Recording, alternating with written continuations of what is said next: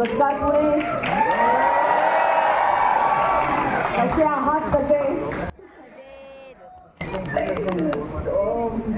Trailer कसं वाटलं? हा, माझी मराठी इतकी चांगली नाही कारण मी मध्य प्रदेशहून आहे, पण मला पुणेरी मराठी येत नाही, पण जेवढी येते एवढी कळेल तुम्हाला. ठीक आहे. पहिला प्रश्न अंकितालाच असेल आणि मराठीत असेल. खरंच एवढं प्रभावी व्यक्तिमत्व उभारताना आणि तुझं त्याच्यामध्ये जे कॅरेक्टर आहे, जी व्यक्तिचित्र आहे, ओव्हरऑल कसा अनुभव होता आणि त्याने तुला काय घडवलं, काय बदल आणले तुझ्यामध्ये? बापरे.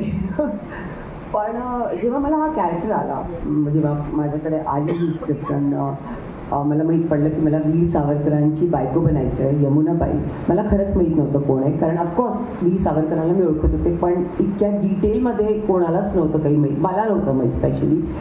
तर मग मी रणदीपला भेटले आणि रणदीपबरोबर बसले आणि त्यांनी मला असं पाहिलं आणि मला म्हणतो, I don't think so I want you in the film. I was like, why? You're too pretty for the character. I was like, please don't say that. But, you know, ज्या तरीकेने रणदीप त्यांनी इतकी रिसर्च केलेली होती की मला काही research करायची जरूरतच नाही पडली.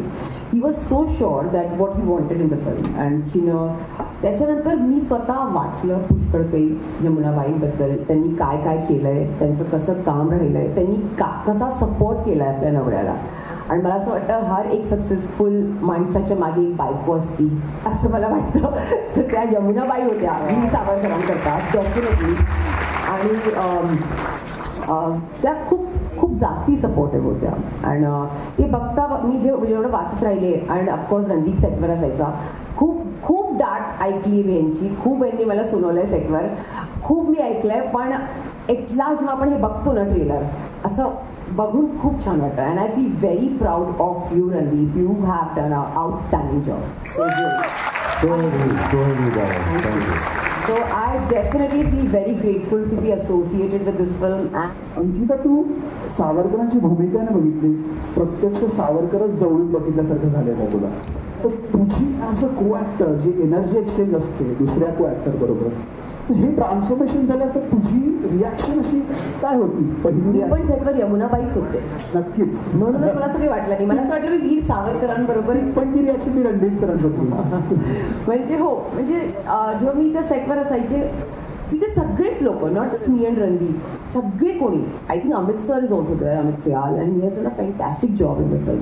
मला असं वाटतं सगळे इतके कॅरेक्टरमध्ये होते. आणि जेव्हा आम्ही बसायचो, असे सगळे सीन्स असायचे, तर आम्ही लोक डिस्कस करायचो, तर एक एनर्जी ॲक्च्युली तिकडे असायची. आणि जेव्हा सगळे आपले आपले इनपुट्स द्यायचे, मला कळायचं तुम्हाला काय करायचं. आणि कधी कधी सेटवर असायचं खूप गोष्टी इनप्रॉम्प्ट व्हायच्या जी तुम्हाला माहिती नसतात तुम्ही करणार आहे, आणि ते इतक्या सुंदर तरीक्याने आलं आहे. आणि चांगलं वाटेल बघून, खूप छान मजा आहे. किती गोड मराठीत बोलतेस. पहिल्यांदा कोणी असं बोललंय मला की गोड मराठी बोलते. इसीलिए मैंने पिक्चर की मराठी डबिंग इससे नहीं कराई. देखा, मैंने आपका मराठी में क्वेश्चन सुन के हिंदी में जवाब दे दिया. मुझे लगा बताना पड़ेगा. My Marathi is better than hers, that means. Ankita, प्रश्न असा आहे की यमुनाबाई सारख्या कॅरेक्टरला प्ले करताना स्क्रीनवरती तुला काय काय डिफिकल्टी झाल्या? कारण खूप ऐतिहासिक असं भूमिका आहेत आणि त्यांच्याविषयी खूप काही वाचायलाही मिळत नाही. तर तू काय काय रीड केलंस आणि तुझी काय तयारी होती यासाठी? माझी अशी तयारी होती माझी तयारी म्हणजे अशी होती, जेव्हा मी गेले सांगितलं जसं मी रणदीपला भेटले, आणि माझ्यापेक्षा I think Randeep as a director खूप रेडी होता. तर जे मी अशी ॲक्टर आहे जी मी आपले डिरेक्टर्स ऐकेन आणि सगळं करेन, you know. I actually followed him. त्यांनी मला खूप काही गोष्टी ह्याच्यात शिकवल्या. आणि सगळ्यात बेस्ट गोष्ट ह्याच्यात ही होती की माझं विदाऊट मेकअप फिल्म आहे पूर्ण, त्याच्यात माझा 1% सुद्धा मेकअप नाही आहे. So I was very happy with that की यु नो अशी कॅरेक्टर जेव्हा तुम्हाला करायला मिळतात ते खूप पॉवरफुल कॅरेक्टर्स असतात, you know. To play something like Yamunabai, इतकी त्यांची स्टोरी माहीत नाही आहे, पण ज्या तरीकेच्या त्या बाई होत्या, it's a very powerful character. तर मला जेव्हा अशी रोज ऑफर होतात तर I want to grab it and I want to perform. आणि मी या कॅरेक्टर करता नुसतं फक्त रणदीपवर विश्वास केला आहे, कारण he is a director. I know त्यांनी जसंही मला 16 वर्षापासून घेऊन ते म्हणजे 16 to 60 is my as in the film. तर मी हर एक जनरेशन त्याच्यात प्ले केली आहे आणि ती खूप ग्रेसफुली केली आहे. अगर मी 16ची तर मी 16ची दिसते आणि मी 60 वर्षाची तर मी 60 वर्षाची दिसते. तर आय एम श्युअर याच्यात खूप मेहनत केली आहे. एका सीनला करायला खूप मेहनत लागते. खूप सॅड सीन्स पण आहे त्याच्यात त्यांची, कारण त्यांची कहाणी ज्या ते एकट्या ज्या बॅटलमध्ये त्या फाईट करतात ते तर खूप डिफिकल्ट होतं त्यांच्याकरता, कारण सावरकर तिकडे नव्हते, ते जेलमध्ये होते. तर त्यांच्या गोष्टी ऐकूनच ते खूप इमोशनल होतं. But I have enjoyed each and every bit of it. Yamuna ji के बारे में बताता हूँ आपको. पहले सावरकर जी बिल्कुल ही शादी करने को तैयार नहीं थे. वो अपने क्रांतिकारी जीवन पे हर एक तकलीफ लेने को तैयार थे और उनका ये मानना था कि मैं किसी और जान को इसमें ना फंसाऊं. पर उस वक्त उनका लंदन जाने का बहुत मन था और यमुना जी के फादर बहुत अमीर थे. तो उन्होंने, एक तो उनको कोई लाइक नहीं करता था कोई लड़की वाला, भाई ये तो क्रांतिकारी है.